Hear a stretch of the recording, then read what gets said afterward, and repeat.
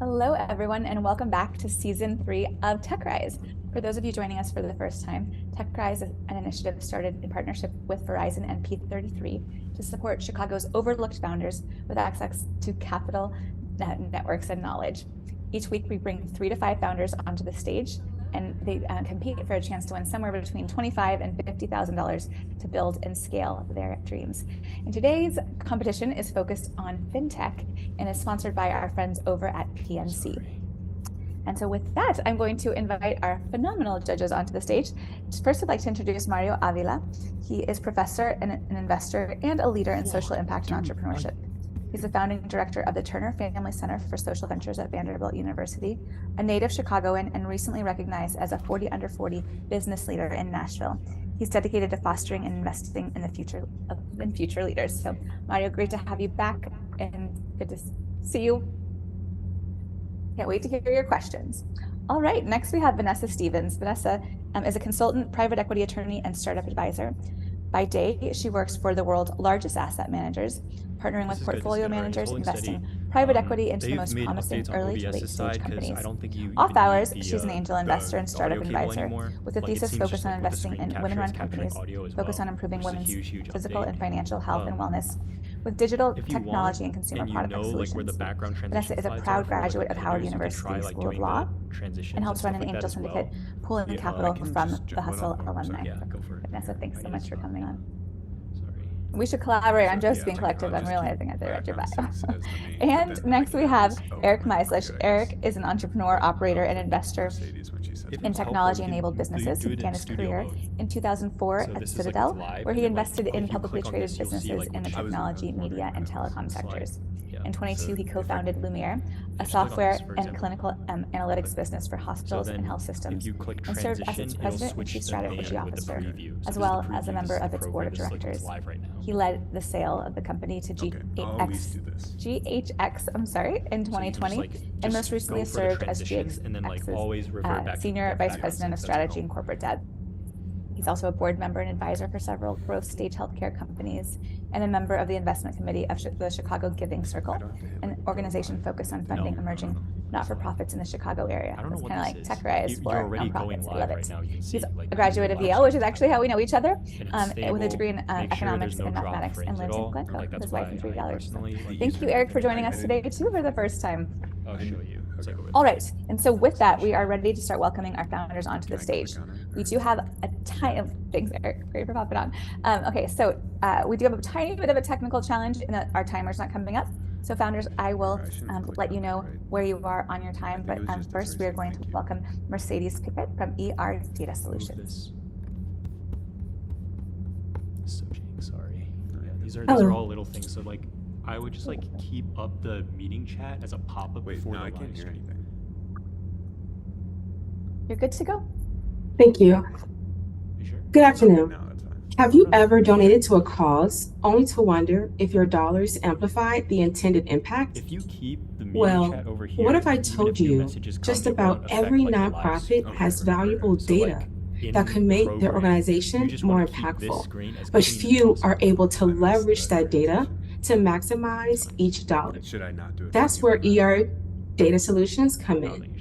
ERDS is an analysis tool that identifies nonprofits' effectiveness and inefficiencies while improving end-user services.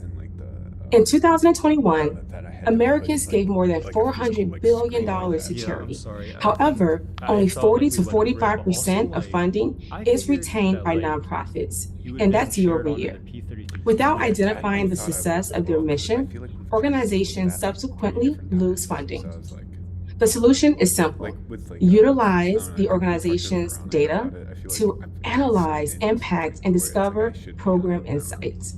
The ERDS process includes reviewing the nonprofit's objectives, customizing their requirements, gathering relevant data, analyzing key performance metrics, and utilizing figures to solve their challenges. ERDS pinpoints the gaps between nonprofit strategies and goals versus the reality. With this information, nonprofit leaders can recognize effective services, reallocate resources, and incorporate KPIs during the grant writing process. Our ideal customer profile are nonprofits within community, economic development, and social services. Our sales strategy is to connect with foundations that fund community organizations, network at resource events, and to utilize the Earth's Remedies non-for-profit database. It's still like holding up fine. An example of ERDS measuring and amplifying impact is with Root to Fruit nonprofit, a youth organization reducing violence within their neighborhood on the west side of Chicago. ERDS assisted in measuring their growth and impact, which ultimately resulted in more funding and expanded platform during 2023. Our competitive landscape is modest. The few competitors we have only report on impact. ERDS presents strategies that amplifies impact. We also educate and employ within those underserved neighborhoods. With the $25,000, 47% of the funding will be used to develop the infrastructure, and 38% will be used towards hiring a data analyst. We are currently building the database and digital dashboard and utilizing MOUs to attract organizations on the west side of Chicago. Throughout 2025, we plan to onboard Chicago foundations. The ERDS team has over 26 years in community development experience, 14 years of startup experience, and 10 years of data analytic experience. We are able to amplify impact because Earth Remedies, a hub of developmental resources, was our humble beginning. By connecting community to resource centers and small businesses, we were able to identify the reason for low impact yield. Just know the world wins when ERDS wins. Thank you so much for taking the time to listen. I'll take any questions. Great job, Mercedes. Thank you. Judges, you can hop up on camera so we can get into the questions. And Mario, do you mind starting us off? Yes, thank you for the presentation. Can you go back and so you started in 2016. As you think about this investment and the use of funds, I don't know if we could go back to that screen. Can you just talk a little bit more about how you would use this funding to further your work? Okay.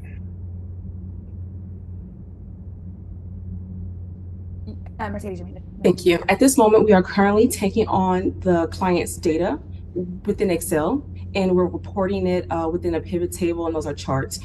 Our next step is to create a digital dashboard portal, allowing our clients to view their dashboards within either Power BI or Tableau. We are in the Microsoft realm, so we may stay within that, and also to hire and train additional data analysts. That is mainly where our services will go. Our go-to market is very straightforward, as we are currently partners with many nonprofits, and we do need to build a sufficient accounting services as we will be onboarding more clients. Thank you. Thank you. Vanessa? Oh, you're muted too. Thanks. Thanks, Mercedes. This was a really great presentation. I guess I have two questions. I'll be really quick. First question, do you find that your platform is geared towards any specific sector in the nonprofit industry? Yes, at this moment, we are connected more to nonprofits within the community, economic development, and social services. It's measures that we currently have. However, with the consultants that we plan to onboard as well, it will allow us to expand to other markets. What is unique about our platform is we're not just digesting the data, we're understanding what the client does and how they can improve not only the measures that we've taken in, but also obtain more funding in that process. Understood. Super helpful. And I guess that helps pivot to my second question, which is understand that the competitive landscape is scarce. How do you compare pricing wise, given that you all have so many additional services? Yes, we compare the pricing in regards to how one of our competitors, UpMetrics, is rolling out their prices. Is very expensive, meaning a lot of services that nonprofits offer may not be analyzed with a service like UpMetrics. We are also looking at the operational budget of small nonprofits and assuring that though they may not be able to afford a full-time or part-time data scientist or data analyst, that this pricing is in regards to the amount of data that they hold. So we've analyzed several nonprofits, and the data that they do collect is being unutilized. And if we can add to that service, it will allow them to obtain more funding. And in this example, the cost of service of $880 is very minute in regards to how much they would spend for a full-time I'm going to employee. pop in so that Eric can get a question in before the 8. Yes. Go ahead, Eric. Yeah. Sorry, Mercedes, great presentation. Just a quick question. Have you guys explored selling the service to the folks who are providing the funding? So those who are deploying capital, they might need to pay for it. Yes, we actually talked to several foundations that are interested in our program. And the only question is whether it will be a partnership that they will add on to organizations that they onboard to the grant service, or if it will be an optional service. They really do love how we can help optimize the nonprofits and not scrutinize their staff, but more look at what are their wins and what are some of their inefficiencies. Great, thank you. And we're perfectly at time. So great job, Mercedes. Thank you so much. Thanks, judges, for the questions. Everyone can go video off, and I'm going to welcome Abraham onto the stage with CryptoNoir.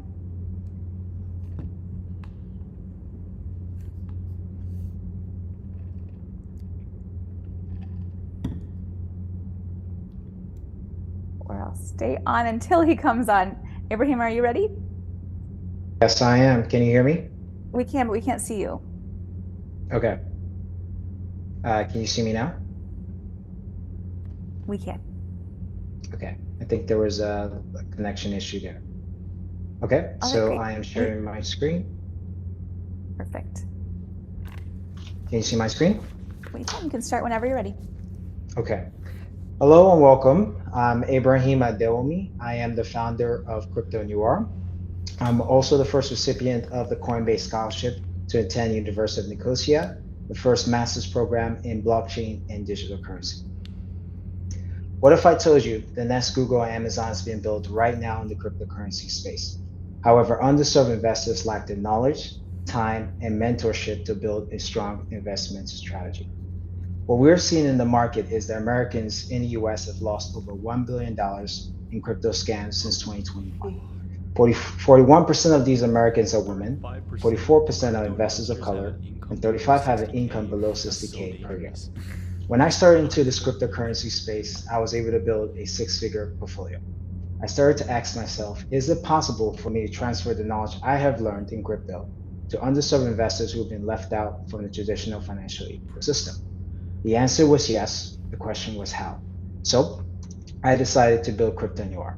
CryptoNoir is a learn-to-earn platform that incentivizes underserved investors to build wealth through crypto, through education, financial advisory, and community.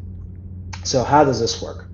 The way this works is our participant will be able to learn and earn through our tokens, right? As once they learn and earn, they're going to receive an NFT of completion, which would then give them access to our gated community, where they're going to receive content, networking, and financial advisory. So what are we looking for here? We want to grow CryptoNoir into a 200+ annual revenue business by Q2 of 2025. What we're offering here is the first financial ecosystem dedicated to wealth and wellness for underserved investors. With the $25,000 that we receive in prize money, we're going to increase our channel partners, scale existing core products and services, and hire the right talent to help us get there. We see crypto as a great financial migration of the 21st century, and we want to make sure that underserved investors are not left behind. Thank you.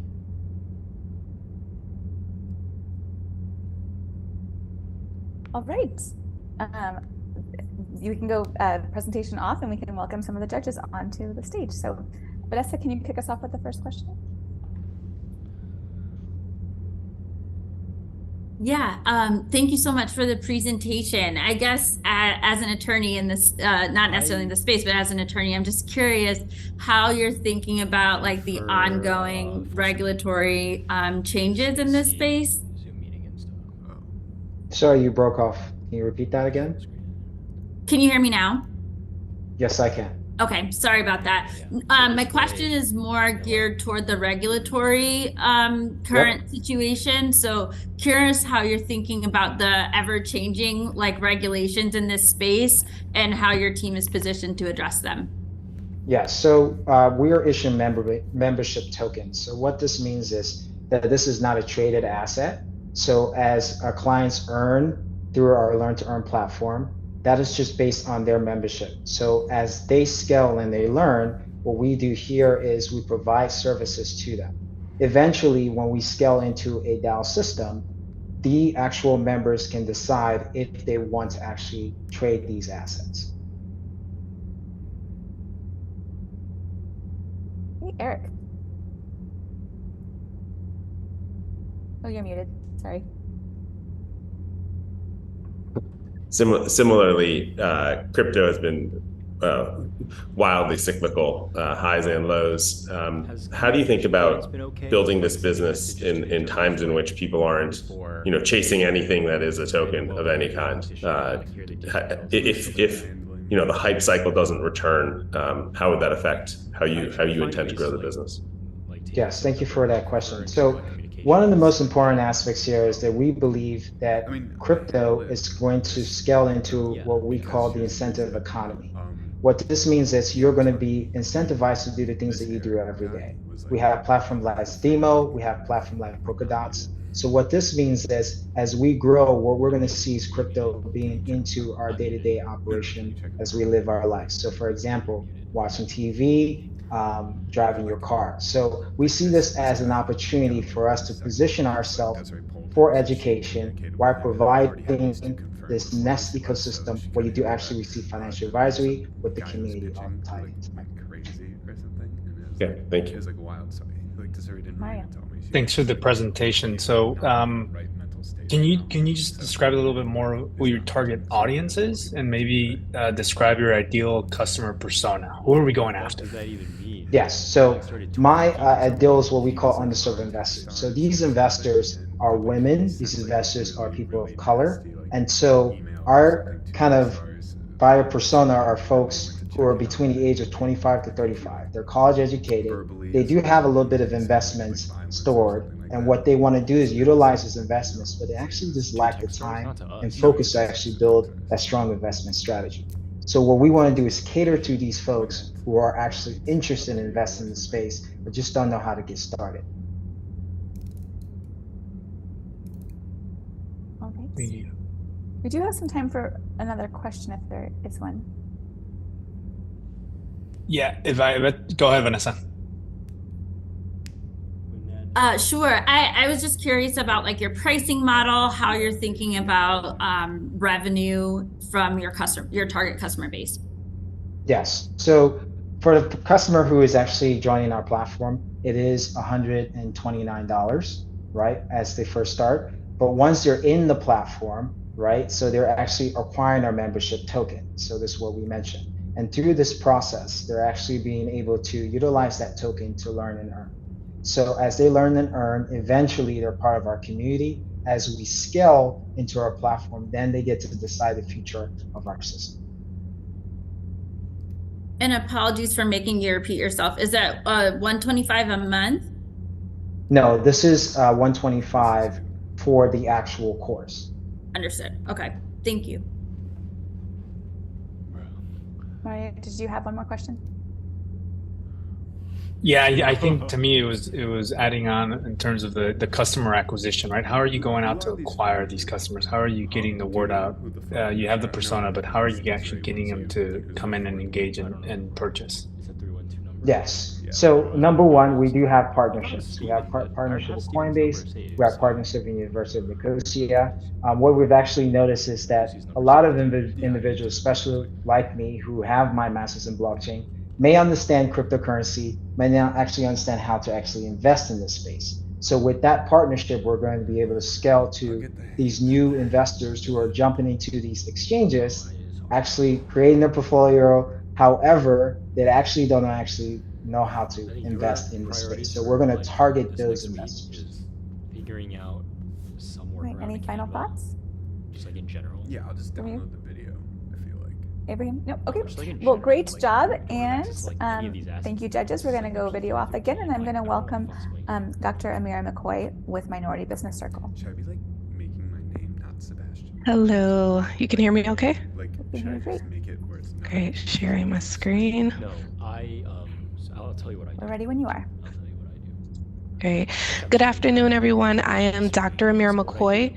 Before becoming the founder and CEO of Minority Business Circle, I obtained my PhD in business psychology.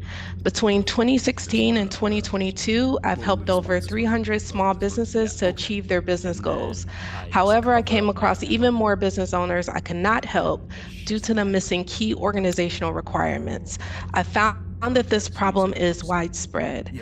Census data tells us that 8 out of 10 minority-owned businesses open today will fail in the first 18 months. The data also highlights many reasons why they fail. However, there are 2 which NBC focuses on, which are difficulty obtaining a bank loan and insufficient access to capital, knowledge, and support. Our solution is a nationwide business ecosystem with classes, coaches, connections, and capital, all curated to the individual business profile. Within NBC, clients receive access to a business tracker, which ensures all business essentials are in place so they can access funding successfully. Additionally, we offer classes led by current and past successful entrepreneurs on various topics. Our capital partners provide transparent guidelines to ensure business owners are aligned with their best case scenario for financing. On your screen, you will see NBC's latest platform, which is slated for release this month. It encompasses all of the feedback we received from users who participated in our initial proof of concept. We revamped it to 5 simple steps. Sign up, create a profile, access your dashboard, track your business journey, and you can access curated classes based off of your business type, marketplace, and capital providers. Although NBC is free to join, we are a for-profit business that makes our money through our marketplace.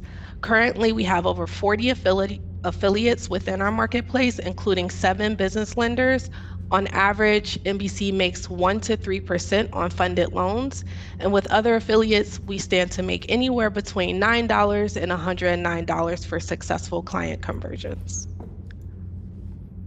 We believe we are unique because our platform is built to help business owners manage their businesses over time. Additionally, we provide information and transparency on business requirements, which will help to ensure business owners are prepared to take advantage of all relevant opportunities.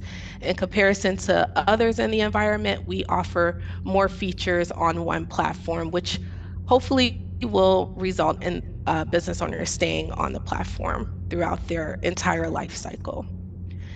Here you'll find our obtainable service market, which is conservative because we opted to focus on new minority business owners entering the market annually. That number happens to turn over year over year. In addition, we found in our proof of concept, many established business owners were also interested in our services because it captures their business life cycle and helps them to understand why they can or cannot access capital based off of where their business currently is.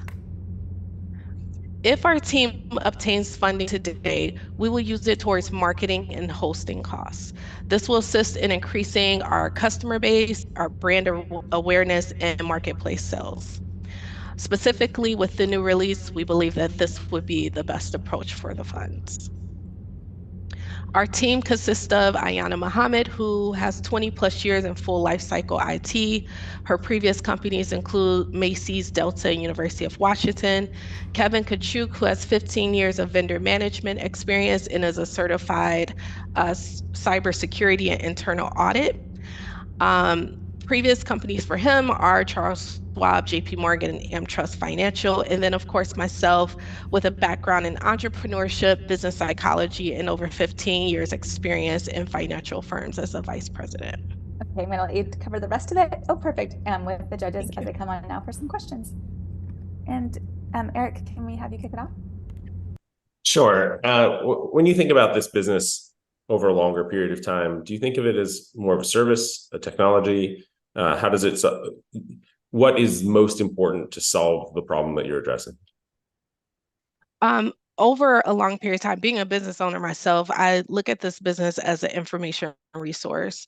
It's definitely something that you would leverage throughout the life cycle of your business journey.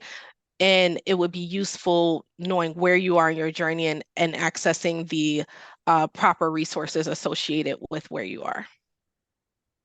Okay, thank you. Mario? Thank you, Doctor. So when you look at your use of funds with over 80% of them going to marketing, who are you marketing to? And again, similar question is, what is that customer acquisition? Where are you gaining these customers, and where are you spending those funds? So previously in our proof of concept, we did some sample marketing just to kind of get an idea of our customer acquisition costs, which came out to about $3.47. During our proof of concept, we were actually charging to access the platform at $10 a month. We were able to convert clients just with one click funnel. And we learned in that particular client base, we picked up both new business owners that had an idea but had not structured their business, and also current business owners that were just looking to understand how they could access capital. So for our new version, we are planning to recreate that same click funnel and focus it specifically on business owners that are seeking to get to their capital resources, because one, that's how we make money on our end. So it's specifically grounded around, if you have had a difficult time obtaining capital, this would be the proper steps to take. They would go through Minority Business Circle to get to that capital. We do focus on women, veterans. We have all minorities. We don't have one specific minority category that we're aiming towards. Thank you. Vanessa. Thank you, Dr. McCoy. This is a great presentation. Curious if you could go into a bit more detail about your relationships with the capital allocators and how you're acquiring those partnerships. We initially went into the capital providers just applying as affiliate marketing.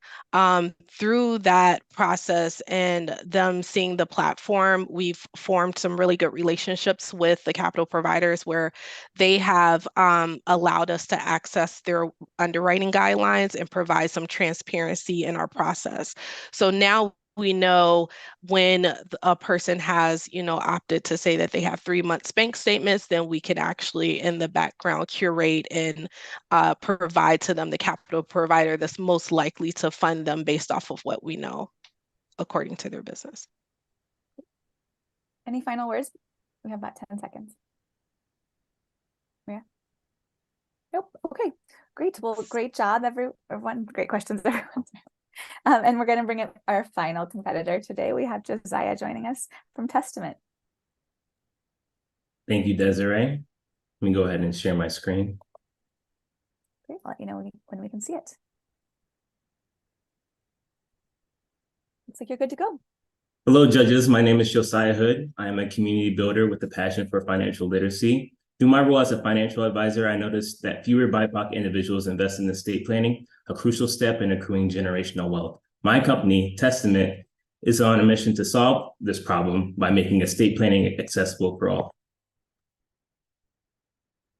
There's a low will adoption rate nationwide. Just 46% of adults have taken this step to protect their legacy and loved ones. This problem is even more pronounced in Black and Latino communities, with an adoption rate of 23% and 18% respectively. When people pass away without a will, assets get tied up and lost in a legal process called probate. Probate is costly and time-intensive. Grieving families are left to make financial decisions that will impact their family for generations to come. To change the status quo, customers need to be educated on why estate planning is important. There needs to be a reframing of the discussion around estate planning, and accessibility needs to be improved, which is precisely what Testament does. Testament is an online platform that educates and supports individuals to act towards their goals. Individuals have free access to draft a will, create healthcare directives, financial powers of attorney, and transfer on death instruments. Testament is a free platform for individuals thanks to our partnerships with nonprofits. Nonprofits pay to have their organizations featured on Testament's platform, and users are encouraged to donate to their charity of choice. This interaction between users and nonprofits creates a flywheel effect. The more users opt to use Testament as a platform to engage in estate planning, the more beneficial it is for nonprofits to effectively engage their donor base. Nonprofits will receive additional tools to accept plan giving, branded educational materials on estate planning, and reports of donors to ensure they're receiving their largest source of funding. Americans gave approximately $500 billion to charities in 2022, with 64% of that giving coming from individuals. With Testament as an added tool, nonprofits will more effectively engage their donor base by having their organizations be front of mind every time a user engages in estate planning and charitable giving. Our initial target customers are nonprofits in Illinois, of which there are 75,000, with a combined revenue of $152 billion and total assets of $431 billion. We'll help those that we partner with more effectively engage their donor base. In addition to revenue from our nonprofit partners, we'll also receive referral revenue from insurers and estate attorneys for any lead generations we provide. We'll reach $10 million in annualized revenue by year 3. To reach our target users, we'll leverage our personal networks, partner with nonprofits and institutions, and amplify our message through credible messengers. To reach nonprofits, we'll lean into cultural relevance, leverage shared values, and position community leaders. Affordability and education are at the core of the issue of low adoption of estate planning tools in BIPOC communities. Competitors aren't marketing to BIPOC communities. Some have platforms that aren't intuitive and most lack access to attorney networks at an affordable price point. Testament is focusing on meeting all these needs holistically. Free Will is our closest competitor. They're doing great work, but aren't intent on breaking into the BIPOC community. Testament was built with this work in its ethos, and is partnering with similarly aligned organizations. The biggest takeaway from our customer discovery interviews, the messenger matters just as much as the message. We'll be able to galvanize the BIPOC community. At Testament, we help nonprofits make the world a brighter place, and we empower individuals and families to secure their financial future. To make this possible, we're actively fundraising. The $25,000 from this competition will support our proof of concept. MVP development just wrapped, and I have 4 nonprofits interested in participating in the beta launch. I have solid advisors, and I'm looking for additional team members to help. I'd like to invite you in joining me on my mission of making estate planning accessible for all. Thank you. Great job, Josiah. Thank you. Maria, do you mind taking us off? Yeah, thank you for this. We actually just invested in a company similar on the will side. So, can you talk about this flywheel again, and just tell me more about how and why you're focusing on the nonprofit sector, and just dig into that a little bit more. Right. So we found through our customer discoverability that accessibility is really one of the main hurdles, preventing a lot of BIPOC individuals from engaging in estate planning. By leveraging nonprofit partners who oftentimes face similar challenges in engaging their donor base and advocating their mission to the world, we'll be able to not only promote the platform of nonprofits, they'll be able to tell more potential donors about their mission, but they'll also be able to more effectively engage their donor base, because we've seen that the average bequest size is much larger than a one-time donation, and it's quite drastic when you look at that difference. Vanessa. Thanks. This was a great presentation. Curious if you could go into a bit more detail about the competitive landscape. So I understand from a marketing perspective that your competitors aren't currently marketing to BIPOC customers. Is there a difference in terms of the technology that you plan on building or the functionality underlying Testament? Yeah, so if I can actually pull up my slides, I'll go to that slide one more time. If you look at some of the competitors in the space, you look at Nolo Legal Wills, they offer static templates. And so you actually go onto their platforms, you download the forms, and you fill out a PDF. With Testament, we ask you a few simple questions. We lead you through the step. We provide guidance on the back end as well, making sure you have your witnesses and your notary to make sure your document is legally enforceable. But a lot of these platforms aren't really hand-holding the user through that journey. And there are a lot of things to consider when you want to make your documents legally enforceable. And so we're really putting a lot of effort in making sure that we're a holistic platform in terms of from step 1 or step A to step Z. We're making sure you know exactly what you need to do so that when it comes time you need these documents, that the work that you did wasn't in vain. Eric. Yeah, I appreciate that this is kind of a two-sided marketplace dynamic to it. But lots of times, especially in the early days of a startup, you have to know very clearly who is your customer and how are you serving them. When you think about both sides, both the individuals and then say the not-for-profits who are the beneficiaries of charitable giving, who would you say is more important and who are you focused on building in the first few years of this business venture? So just to clarify on your question, in terms of the user base who's going to be using the platform to engage in estate planning and nonprofits to use it as a source to generate more donations, is that your distinction? Yeah, I mean, I would say if somebody asked you, who is your customer, how would you answer that question? So our customers are certainly nonprofits. We even though Testament is a for-profit company, we have a mission at heart as well. And so we certainly want to see nonprofits, go out into the world and continue to carry out their missions and do more good. But we also recognize that we can help them elevate that mission. We're at time. Sorry, I let it go three seconds over. So I was listening to the answer and just let it go. Sorry about that. All right, great job. Thank you, judges, so much for all of your great questions. And good job, Josiah, and to the rest of the founders competing today. So the judges now have the unenviable job of going into a breakout room and deciding who wins today's $25,000 prize. So they're going to pop over there with Stephen. And while they're doing that, I'm going to welcome Kendra and Lord from Sparrow onto the virtual stage. So nice to see you both. Yeah, nice to see you.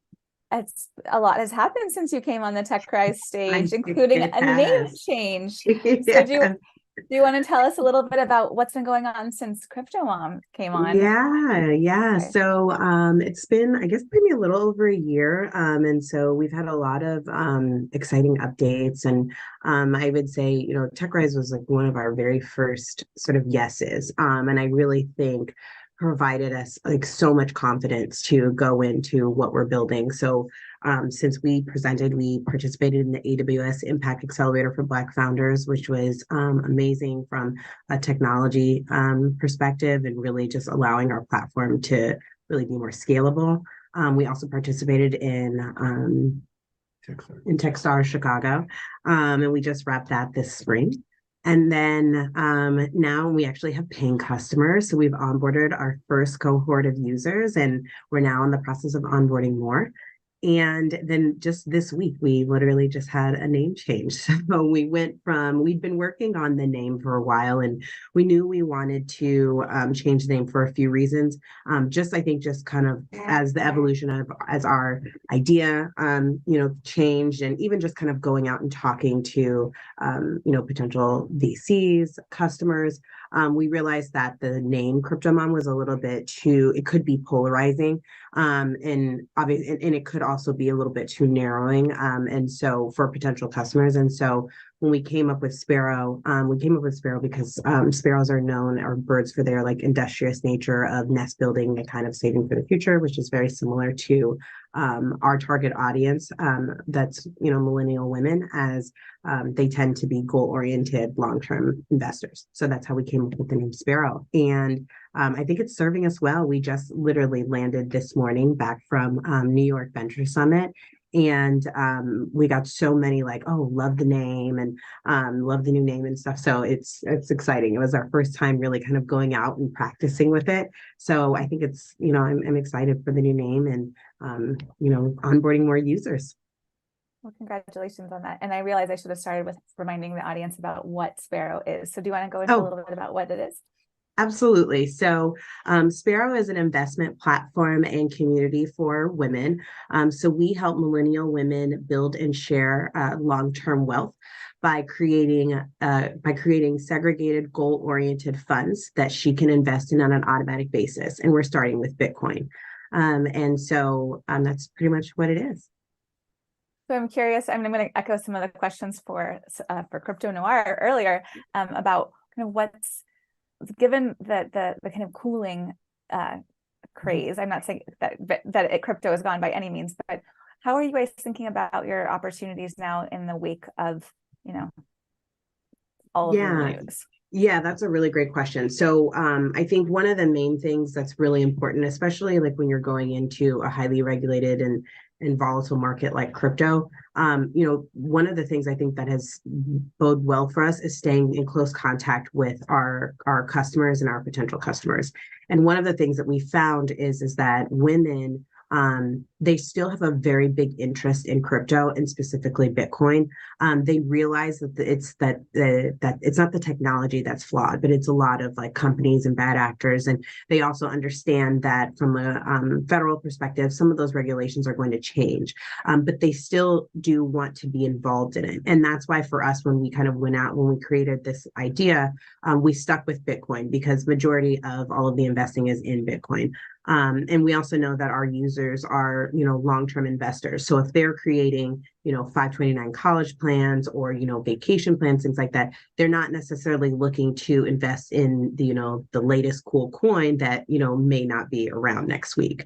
So that's really why we kind of honed in on Bitcoin. And is there something else you want to say? Yeah, and the other part is there's regulatory certainty about Bitcoin. So that there's, so that was one of the big pieces that why we came out. There's certainty about custody. Those are very well known. And the second piece is in terms of what Bitcoin is, it's kind of on the other side of the hype curve. But as you see, companies like BlackRock and major investment firms are working to get Bitcoin ETFs. So this is definitely a builder phase. People are still buying it. People are still interested in it. So it's kind of like the work you do when the hype is low, but there's still a ton of interest. Yeah, I mean, I am not by any means an expert, but I do think the sentiment is a little bit about, like many of us missed the craze, right? We missed the wild, wild west of Bitcoin. And now there are rules in place that make it like more accessible, and there's still plenty of upside. So kind of maybe like the stock market after the 1920s or something, like, there's like a kind of some process and regulatory constraints that allow it to grow in a way that feels more comfortable and accessible. So absolutely. And that's what we want to be. Like, we really want to be a place that's trusted for women. Women are the CFOs of the home. And so she makes all of the future financial decisions for the family, the gifting decisions for the family. And so she's really seeking a place that she can feel supported and in her investments. And that's really what we're working to create for her. And that seems particularly true for women of color in their households. So I'm assuming that audience is a big target for you all too. Yeah, for sure. And I think that, what we found is that, because women are the people who make these decisions and they are the people who are thinking about the future, oftentimes it can feel very overwhelming. And so she really does feel like she needs to find a community of other women that she can connect with, that she feels secure and safe in, and asking questions and making mistakes, but ultimately being successful in that. Absolutely. So shifting gears a little bit, I mean, you guys have been working on this for a couple of years. I think you had a baby maybe in between the times of us seeing each other. So, there's so many things that go into being a founder, being, a FinTech founder during different stages of the startup world has been easier, or harder. Right now, is whether you're in crypto or not, being a consumer FinTech founder is difficult. And then being founders of color is also difficult. So I'm just curious, I'm saying all these negative things, but I want to change the question a little bit and say, how have you seen it as an advantage? How are you seeing this timing and your place in this industry as an advantage right now? Yeah. So I think, I think for us, Ward and I think within our own careers, we've often really just been focused on being the best that we can be. And so none of that will ever change based on, the exteriors of what's going on. Me being the best, communication strategist doesn't, is not going to be impacted if, someone doesn't like me based on the color of my skin, or doesn't, if there is an environment that's not conducive to that. I am going to do my best to be my best. And so I think that we kind of both took that into creating Sparrow now. And so we know that there's going to be specific challenges, and there may be more hurdles for us that we have to go through than maybe other founders. But that said, I think that we do our best to focus on building an excellent product, focusing on being hyper-focused on our customers. And, through that, we can always be successful, through that. That said, I think that obviously there's certainly more that there can be done to support founders of color. I think, companies and programs like TechRise are doing an amazing job of really supporting early founders and providing the stage that they can practice the pitching, the resources that they need to create their pitch. I mean, I think when we came through this process, it was the very first time that I had put together a pitch deck, and this, even just providing the structure of that, was so helpful for us, because there's just so much that you don't know, and often you don't know what you don't know either going into these types of things. And I think one of the things the learning was, it's not an objective right or wrong when you start doing these things. It's like the storytelling. And the more, you get hit in the head, it's the storytelling. How you have a product, you can do it so many ways, and you hear so many cliches, but it's really true. In terms of even when you were constructing the first pitch, to understand how are you telling the story, learning about the customer. And one other thing that is an advantage is coming from these DC summits where, people look a couple shades, people look very similar. You stand out. So use that. They'll find you, or you stand out. So stand out. Yeah. So I would just say continue to stand out. Yeah. And continue to give away one of my trade secrets.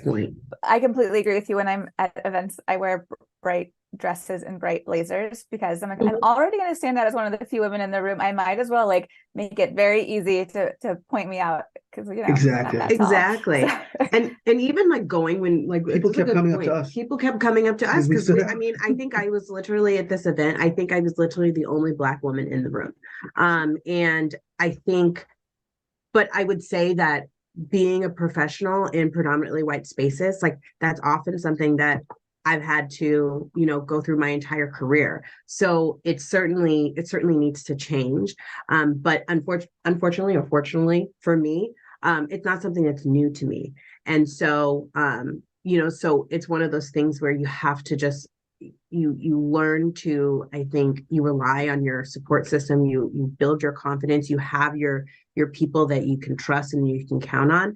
And then, when you go into those rooms, it's you got to put your game face on. You put your game face on, you get your storytelling, and, you just can't also, and I think you also just really can't be discouraged from the no's, because every no that you get, you'll be that much closer to your first yes. And then getting that first yes really does give you so much confidence to know that what you're building and what you're doing, you can do it. Yeah. So stand out. put your hand out, like many of you probably do.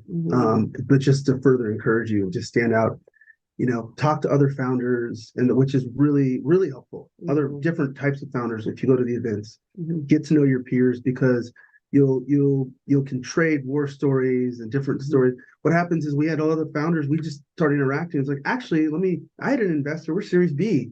Let me introduce you to these investors. We're just striking up conversations, just the things that you all probably do right now, just keep doing it. It just really encourages you to form a community with different founders, because that's other people that you can learn to lean on, for sure.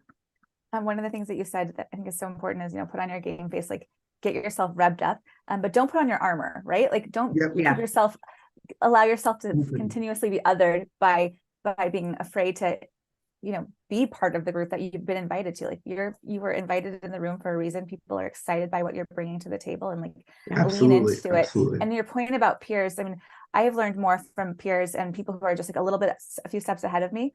But I also learn a ton from the people who are coming right behind me, because sometimes they see something new or a trend that I didn't know about, or a new, grant opportunity, which is one of the reasons why, our Slack channel is so important. And I'm going to put you on the spot a little bit, because this is a mistake I made when I was coming through building my companies. I didn't pay attention to how I was leaving the door open behind me. And so I'm curious, how are you guys thinking about making sure that you're holding open the door? That's a really great question. Go ahead. Yeah, I mean, I think I think one of them is just being open up your network in what you do. Like there's so much stuff, like if you've raised money, like you have a Form D, it's public. Like there's so many things that are known. Don't make a mystery out of it. Like, and you're not competing. If you find a random founder, you're not competing with them. Someone who's starting. So just being really giving your time, and we'll just here, if you have information, if you want some information, I can connect you with, these resources or other things to get started, or just connecting people. So I think the way open is sometimes not knowing at least I find the resources that people have. Like, hey, like Kendra, you'll often say, hey, there's a woman accelerator that's opened up, let me know about, and all this information that someone shared with us. And that could be the yes for them to really get them started. So at least that's why I feel it's just like, opening up your network to other people. And then really sometimes people need a little bit more, like, because it's really easy to get locked in and saying, I'm going to go to an event, I'm going to find investors, and I'm not talking to anyone else, and not realizing like that's, like you just said, that's your key. Is your peers, is your key to opening so many doors. Totally. And I think one of the things that we learned from Techstars is always give first. And I think if you do really have that giving spirit, you'll see that it comes back to you as well. And I think for us also, when we think about even as something as like, while hiring like something like an intern or something like that, like obviously that's like supporting our business, but particularly for us, and because we are focused on women, I don't know if I can say this because it's like an HR thing, but I specifically, seek out female interns, and I want them to be able to, I want to show them like what we're building, show them that I'm making mistakes, show them, hey, you know what, like maybe have you ever done something like this before? I've never done something like this before. Maybe we can work on this together. So I think even just really focusing on making sure that when you're building a company, that your team often reflects either who you're reaching out to, or or your community, or or the world that you want to see. I completely agree. And I think, a core of what you're saying too is around like leading with vulnerability and, the kind of growth mindset, and demonstrating that to the people that you bring in, but also to your peers, so that they know how to help you and you can learn how to help them. So definitely a critical piece. I was told they were coming back any minute, but it sounds like they're not quite back ready. So I'm going to ask a few more questions.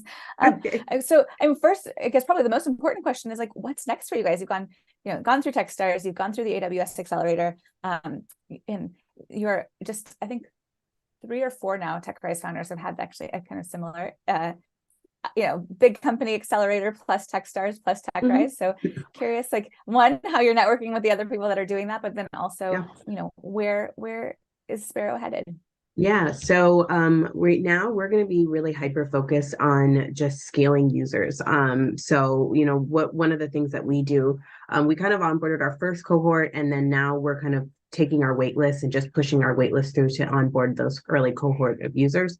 And that for us, like in the early days, it's really important for us, like I said, to stay close to our customers. So I actually onboard every single user that comes onto our platform. It's like a 30-minute Zoom, but I want to make sure that we're creating a product. We're still very early. So, seeing how people are interacting with our platform is so important to us, because I want to make sure that it's something that women trust. It's something that they want to do. Is if there's feedback, whether it's good or bad, we want to know. And because our technical team, it's pretty much in-house, we're able to iterate on those things really quickly. So that's really what we're going to be focusing on through the end of the year. And then also we'll be gearing up for our pre-seed round. So again, I think companies like, TechRise, we've been so fortunate to get a lot of like non-dilutive funding.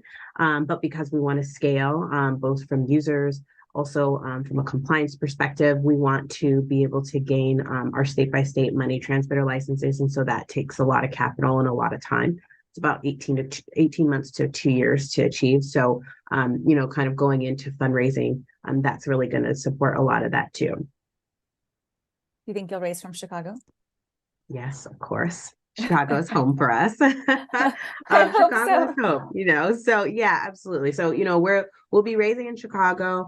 And then we've also found, I think, even and again, we're still learning too, we're always learning every single day, but even kind of going through from this event this week, we're going to be just really, really hyper focused on just a few types of funds in the beginning and then kind of expanding from there. I think we found that even just in our evolution from CryptoMom now to Sparrow is that, again, like not getting discouraged by the no's, but also kind of finding your people. We're not at a place right now where I'm trying to convince someone. Early on, we used to get why women, why are you focusing on women? Why can't anybody do this?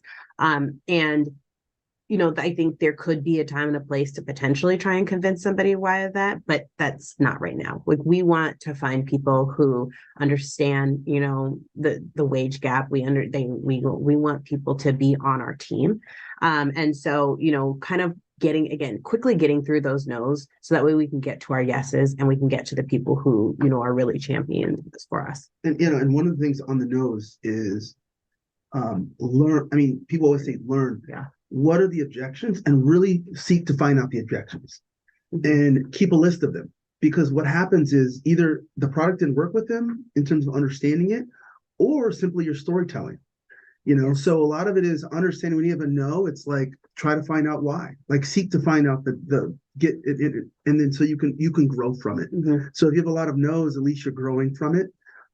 Again, because it's not like it's your evolving story, your evolving product, mm-hmm. and you're understanding your consumer. So again, it's a lot of understanding the no's is really helpful too. Yeah. Not all of them are most of them are not simply just no. It's no because, and getting the because mm-hmm. will give you some insight. But even I think even through the no's though, I think so much what's so important is like the relationship building part of it.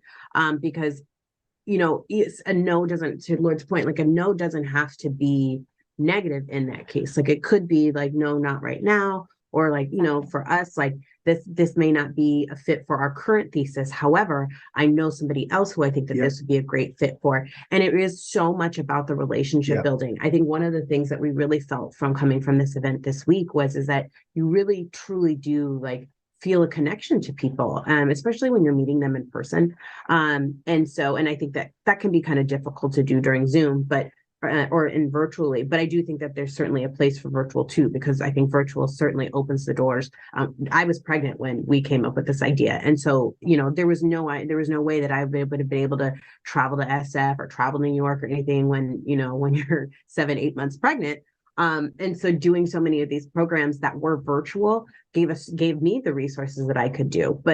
And I think at the same time, when you are in person, you do kind of feel that like personal connection, and you make those connections, you build those relationships and stuff. So again, a no doesn't have to be negative. It can just be a no, not right now. It could be like a no, but maybe not for us, but I do want to help you do this. And so I think, just being willing to take it all, in stride and keep going. Yeah. I completely agree. And I know that the judges just came back, so we're going to look them on. But Kendra and Lord, thank you so much, and congrats on all your progress. Judges, hop back on if you could, and we'll announce the winner. All right, and founders, come on too. Who's going to announce today? All right, Vanessa. All right, we have 2 more people coming on. And where are they? There. All right. Great. Well, first of all, we just want to thank you all so much for the time today. Like, you all did an excellent job, and really appreciate you sharing what you're building with us. I'll first announce the runner-up, Josiah Hood with Testament. And congratulations. And congratulations to the winner, Mercedes Pinkett with ER Data Solutions. Thank you. Thank you so much. Just as a reminder, everyone, runner-up does matter because it puts them in the finals, or a competitor to beat in the grand finale for a $100,000 prize. So congratulations to you both. But Mercedes, do you have any extra few words? I am absolutely honored. This is my first business. I have done nonprofit work my entire life. So pursuing this as a passion ultimately is helping my community. So I'm honored. This is my second pitch. The first was also with TechRise. So thank you. Thank you for the experience. Congratulations. An excellent example of coming back and winning. Judges, thank you so much for making the time with us today. Founders, wonderful job. As you know, it's not a one and done. You can come back onto the TechRise stage. And we have 4 more years of funding now, thanks to the MBDA, and in large part because of our partnership with Verizon. So many, many years of TechRise ahead, and congratulations. And we can't wait to see you all next week. Thank you. Bye, everyone. Thank you. Great job, everyone. Thank you. Thanks. Great job.